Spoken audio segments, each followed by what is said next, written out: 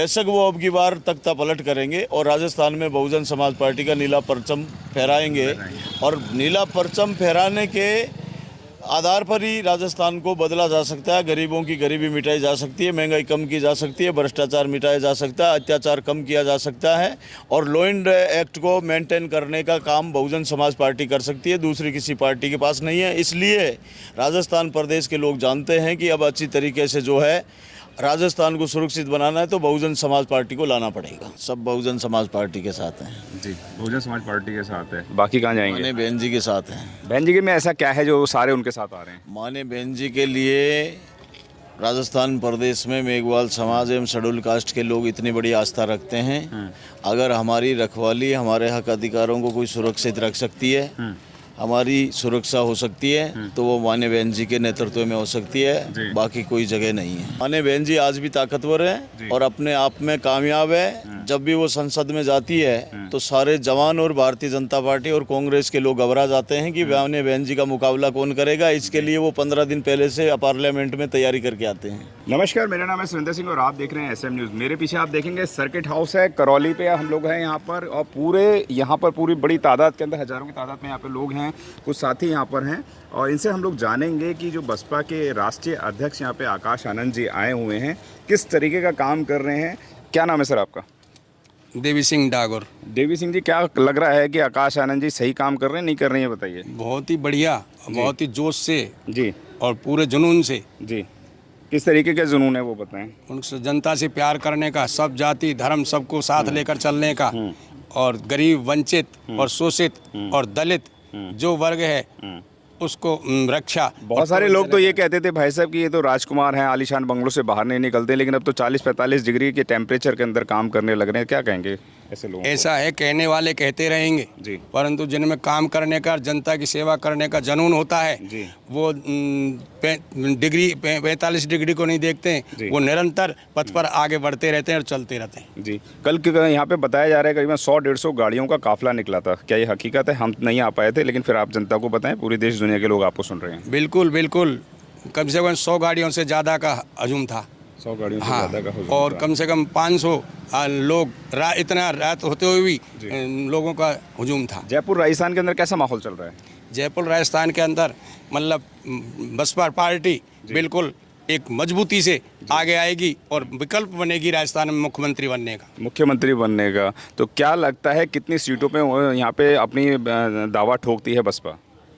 करीब 60 से 70 सीटों पर राजस्थान में अपना मजबूत दावा ठोक रही है। मजबूत दावा ठोक रही है। सर और भी यहाँ पे साथी हैं, क्या नाम है सर आपका? पुखराज मेघवाल। पुखराज मेघवाल जी हैं। मेघवाल समाज का बहुत बड़ा साम्राज्य यहाँ पर है, राजस्थान जयपुर के अंदर देखने को मिलेगा। क्या मेघवाल परिवार कहाँ जाने वाला है इस वक्त?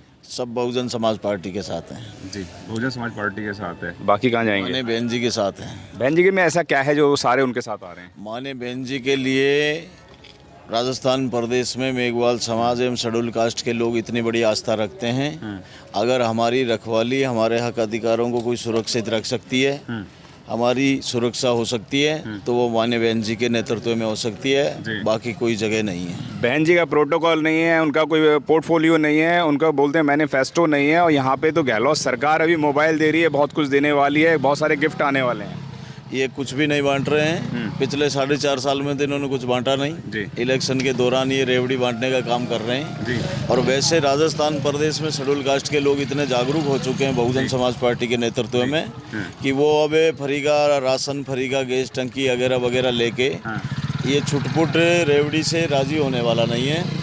यहाँ के लोग जो है हाथ का रोजगार चाहते हैं और वो अपना घर चाहते हैं, अपनी सुरक्षा चाहते हैं, मान सम्मान चाहते हैं। इसलिए माने बहन जी के नेतृत्व में सारे लोग आगे बढ़ रहे हैं। जी, बोलते थे कि बसपा सड़कों पे नहीं उतरती है, लेकिन सड़कों पे उतरी है तो इस वक्त सारी की सारी सड़क ही बंद हो गई। क्या कहेंगे? माने बहन जी इस देश की संवैधानिक लीडर हैं और वो संविधान को ध्यान में रखते हुए, इस देश में पब्लिक की सुरक्षा को ध्यान में रखते हुए जिस तरह से पूरे देश में ऑल स्टेट को लेकर के ऑल इंडिया में सब जगह जो माने बहन जी मैनेजमेंट देख रही है और पूरे देश में पार्टी को हैंडल कर रही है, उससे बेहतर कोई देश में दूसरा नेता नहीं है कि उस तरह से पार्टी चलाने का उनमें कोई तरीका हो, दिमाग हो।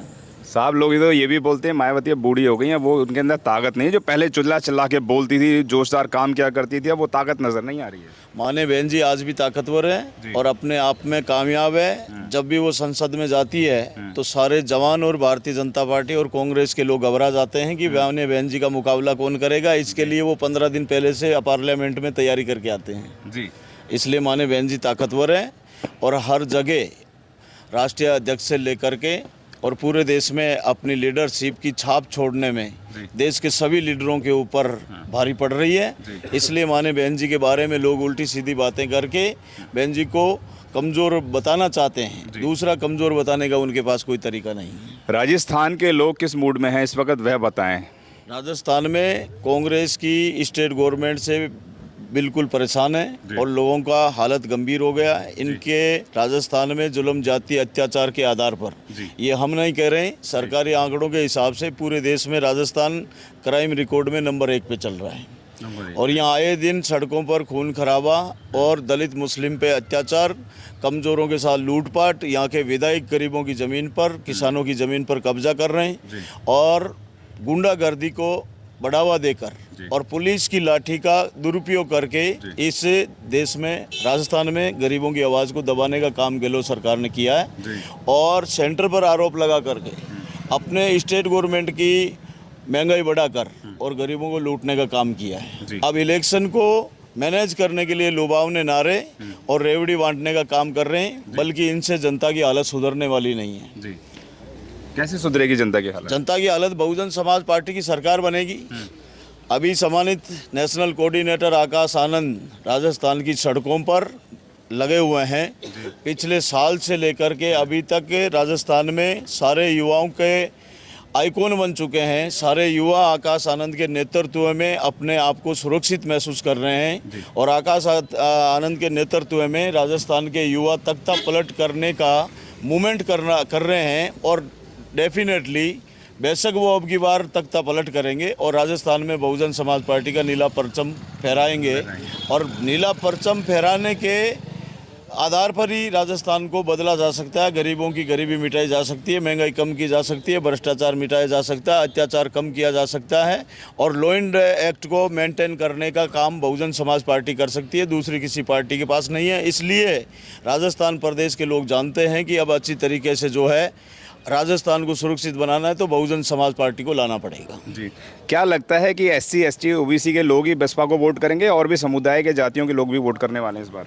अब की बार सभी समाज, चाहे कोई सी समाज हो, सब मतलब बहन जी के साथ हैं और BSP को वोट करेंगे। क्यों करेंगे? BSP में क्या है ऐसा? क्योंकि ये दोनों नागनाथ और सांपनाथ, जो कांग्रेस और BJP है, ये दोनों पार्टी का कार्य करने का तरीका एक है और उससे अलग हटके गरीबों, शोषितों, वंचितों, दलितों जिनके साथ और जो अत्याचार हो रहे हैं और कहाँ अत्याचार हो रहे हैं? अमृत महोत्सव बन रहा है पूरे देश के अंदर, जय जयकार हो रही है, कहाँ की बात ऐसा है, ये दिखावटी है। लेकिन अमृत महोत्सव तो ये शुरू से चलता आ रहा है। हमारा देश भारत है, उसमें अमृत महोत्सव पर्यावरण का हो चाहे भारत देश के सम्मान का हो, वो तो सभी मानते हैं, तहे दिल से सब मानते हैं, सब जनता मानती है।